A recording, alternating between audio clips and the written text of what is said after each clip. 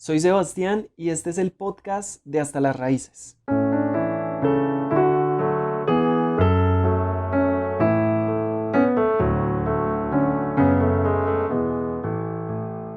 ¿Cómo llegamos hasta aquí? Es una pregunta que me llevo haciendo un muy buen tiempo. Pienso que el título de este podcast lo dice todo. Un maremoto de maldad se avecina. ¿Por qué un maremoto? Porque un fenómeno natural tan gigante. Porque pienso que la pandemia ha hecho visible algo que desde hacía muchos años se está tramando, pero que ahora ha explotado como una bomba que estaba contenida y la sociedad se está degenerando a pasos agigantados. La maldad es visible. La maldad es visible en formas que nosotros no habíamos conocido en años anteriores.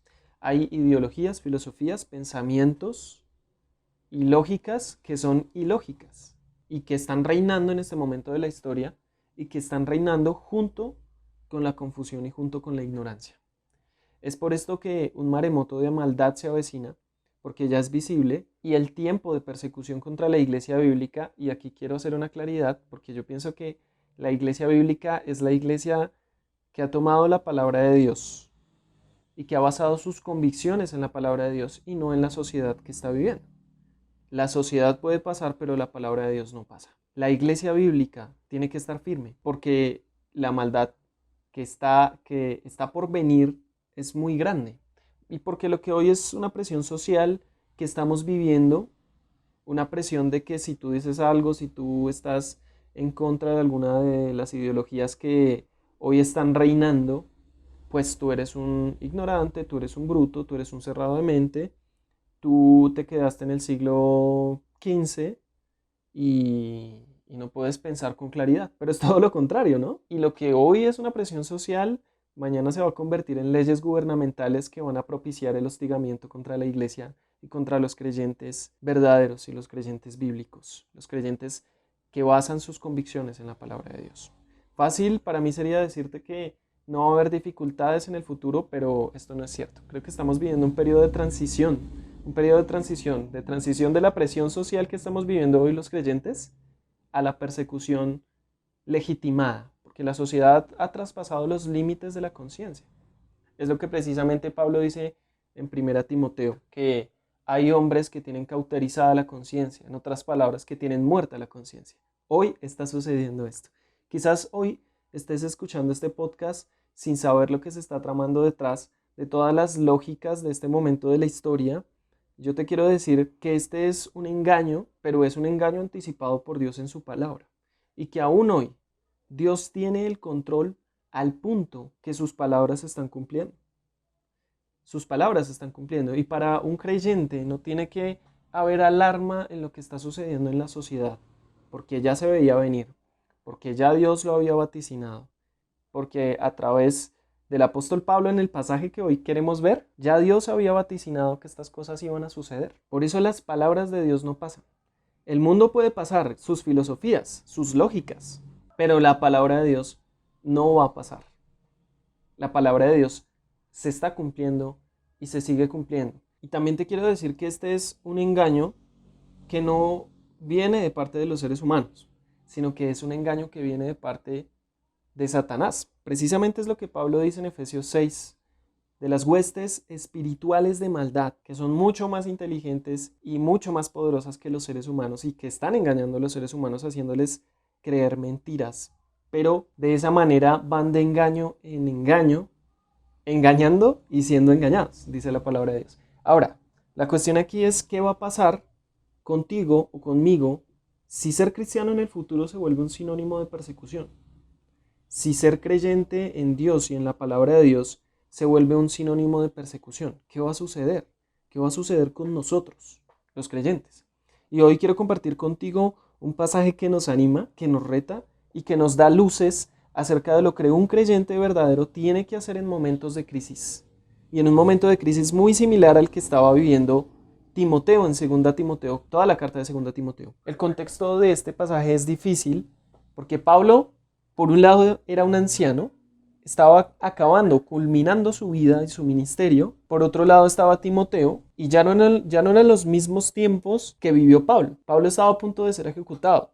Timoteo estaba en Éfeso, en una iglesia primero infiltrada por falsos maestros y segundo que estaba perdiendo el vigor de su amor. Una iglesia que en tiempos de Pablo, cuando Pablo le escribió a los Efesios, era una iglesia caracterizada por el amor, pero que después, como lo va a escribir Juan en el Apocalipsis, el Señor Jesucristo le envía una carta a Éfeso y le dice, pero tengo contra ti que has perdido tu primer amor. Qué triste, ¿no?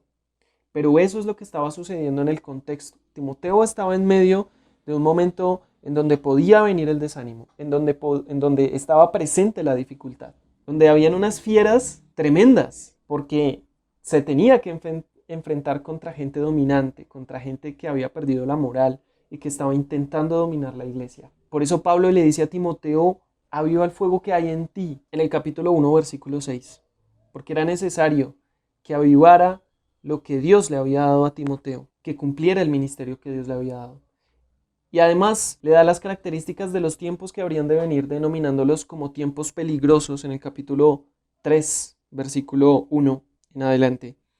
Habla de tiempos peligrosos que en el original son tiempos salvajes, tiempos de dificultad, tiempos agresivos, tiempos que iban a venir y que estaban caracterizados por personas, dice en el capítulo 3, versículo 1, de hombres amadores de sí mismos y amadores de sus deleites más que de Dios. ¿Puedes pensar en algo similar? Hoy son esos momentos, donde hay hombres que se aman más a sí mismos, que aman más a sus deleites, más a sus deseos que a Dios. Y que dentro de ese contexto hacen un montón de cosas, son desobedientes, son crueles, son intemperantes, niegan la eficacia de la piedad, son calumniadores, no tienen afecto natural.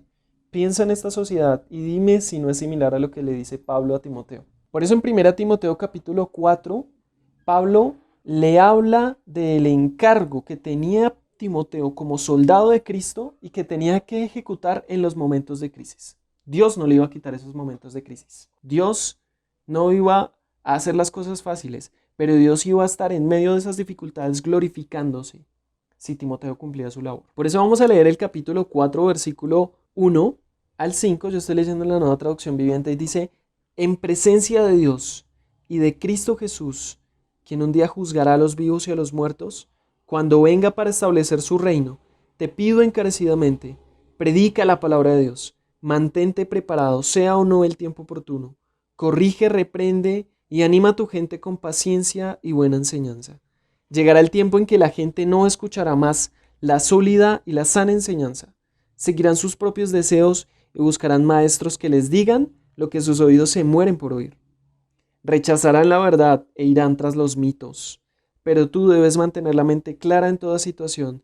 No tengas miedo de sufrir por el Señor. Ocúpate en decirles a otros la buena noticia, es decir, el Evangelio, y lleva a cabo el ministerio que Dios te dio. Hay varias cosas muy interesantes en este pasaje. Y la primera es predicar la palabra de Dios. Lo dice el versículo 2. Pablo en el versículo 1 le recuerda a Timoteo que iba a venir un juicio y que en ese juicio Jesucristo iba a ser el juez de los vivos y de los muertos, y que serían juzgados en el momento de su llegada, por segunda vez a establecer su reino. Nosotros sabemos por las escrituras que vendrán dos juicios principalmente, aunque hay otros juicios. El primer juicio que vendrá principalmente será el juicio del gran trono blanco, que está en Apocalipsis 20 del 11 al 15, que no lo vamos a leer por tiempo, pero en ese momento, cuando ya hayan pasado todas las cosas, cuando el mundo haya sido destruido como lo conocemos hoy, entonces van a estar las almas de los vivos y de los muertos, incrédulos, que no hayan confiado en Cristo. Y entonces Dios los enviará a la muerte segunda, que es el juicio eterno en el infierno. El segundo juicio del que nos habla la palabra de Dios es el juicio del tribunal de Cristo, que se nos habla en 1 Corintios 3, 10 en adelante, y también en 2 Corintios 5, del 10 al 13. Y ese juicio no es para salvación o para quitar la salvación. Es un juicio para el creyente. Y es un juicio donde sus obras, donde la forma en que vivió en la tierra, será evaluada por Cristo, porque Cristo va a ser el juez, para ser recompensado o dejar de serlo. Por eso se nos habla de dos tipos de materiales. Primero se dice que nuestras obras van a ser probadas con fuego para saber si son heno, hojarasca o madera, o si son piedras preciosas o oro o plata. Es decir, ¿qué sucede con el heno y la hojarasca y la madera? Pues se quema, se consume, se va. Cuando hay oro, plata o piedras preciosas, se purifica. De una de esas dos clases van a ser nuestras obras como creyentes. Y por esa razón vamos a ser recompensados por la eternidad o vamos a dejar de serlo. de acuerdo a la vida que hayamos, valga la redundancia, vivido en esta tierra. Y el mandato, precisamente el mandato de Pablo a Timoteo está enmarcado dentro de esta visión futura de juicio. Pablo le dice, mira, ten en cuenta el juicio que va a venir. Ten en cuenta que tú vas a ser juzgado como creyente, no para quitarte la salvación, vuelvo y reitero, sino para saber si tus obras prevalecieron, es decir, si tú viviste de la manera que Dios quería que tú vivieras, si tú cumpliste con la labor que tenías que cumplir en esta tierra o si dejaste de hacerlo. Y eso genera temor, y ese temor me impulsa a hacer la voluntad de Dios. Y le dice, por eso Pablo, te mando, te encarezco, que prediques la palabra de Dios. Lo primero, predica la palabra de Dios. No te dice, mira, si estás en dificultades, si estás en una crisis, si predicas la palabra de Dios y la gente te persigue, entonces cállate, mejor cállate. Ahí dice, te encarezco. No te dice, te doy la opción de predicar. Te dice, te encarezco. Te mando a que prediques la palabra de Dios. Y que prediques la palabra de Dios en este marco que sigue. Por eso dice ahí en el versículo 2, predica la palabra de Dios, mantente preparado, sea o no el tiempo oportuno. Es decir, insiste en todo tiempo, sea el tiempo oportuno o no, predica la palabra en todo tiempo. No estoy hablando en todo momento las 24 horas del día, sino que tienes que estar preparado para dar defensa. Tienes que estar preparado para vivir una vida íntegra en todo momento. Tienes que, dice ahí, mantente preparado, sea el tiempo o no oportuno, corrige, reprende y anima a tu gente con paciencia y buena enseñanza.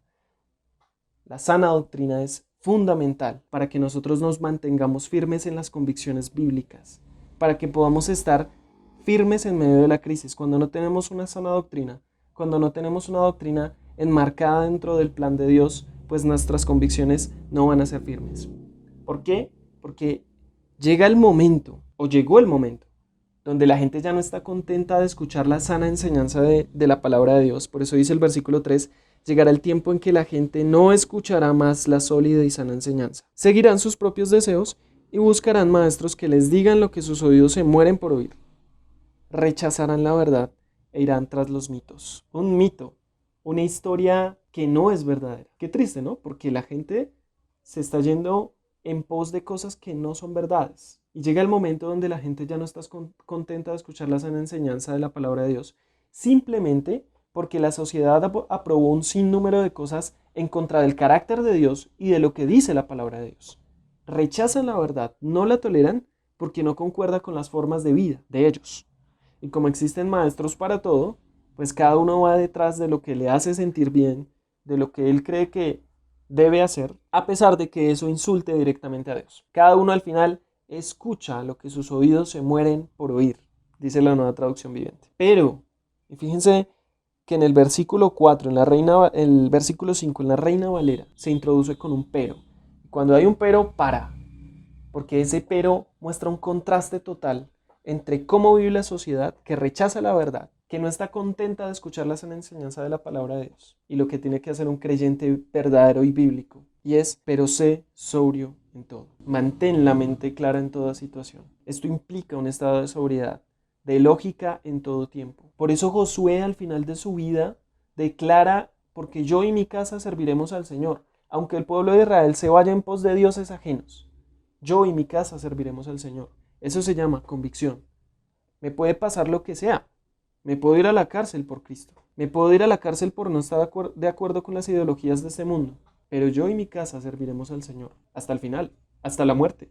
A pesar de que el resto de personas estén siguiendo un estilo de vida depravado, las convicciones permanecen. Lo tercero que le dice Pablo a Timoteo es, no tengas miedo de sufrir por el Señor. Versículo 5. Para mí sería fácil decirles que si siguen al Señor, la vida se va a allanar. No van a haber dificultades, pero no es así. No es así. Lo que yo sí puedo decir es que Dios da fuerzas en medio de las dificultades y el desierto que estamos viviendo y que se nos avecina. Y que Dios se glorifica de maneras impensables a través de circunstancias difíciles. Porque Dios siempre tiene el control. Lo cuarto que se nos dice ahí es, ocúpate en predicar el Evangelio, las buenas noticias de la palabra de Dios. Para eso estamos aquí. Estamos aquí para anunciar las bondades de aquel que nos llamó de las tinieblas a su luz admirable. Hay millones de personas que necesitan el Evangelio y que no necesitan el Evangelio solamente con palabras, bla, bla, bla, bla, bla, sino a través de una vida íntegra. Mucho más difícil, ¿no? Es fácil predicar el Evangelio, lo difícil es vivirlo, pero es lo que Dios quiere.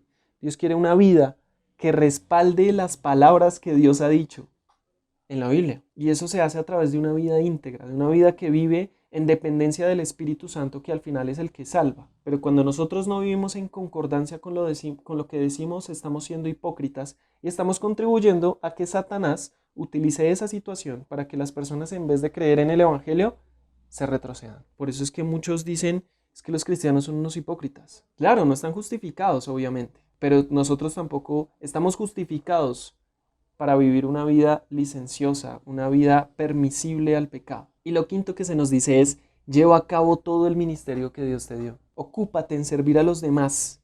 Ocúpate en servir en tu iglesia local en la que Dios te ha dado, con los dones que Él te ha dado. Si eres creyente, tienes un don o más dones. Al ejercer los dones en tu iglesia local, estás contribuyendo a que la obra de Dios se expanda, a que otros conozcan el Evangelio, a que abracen el Evangelio y a que vivan de acuerdo a la palabra de Dios. Sí, somos un remanente.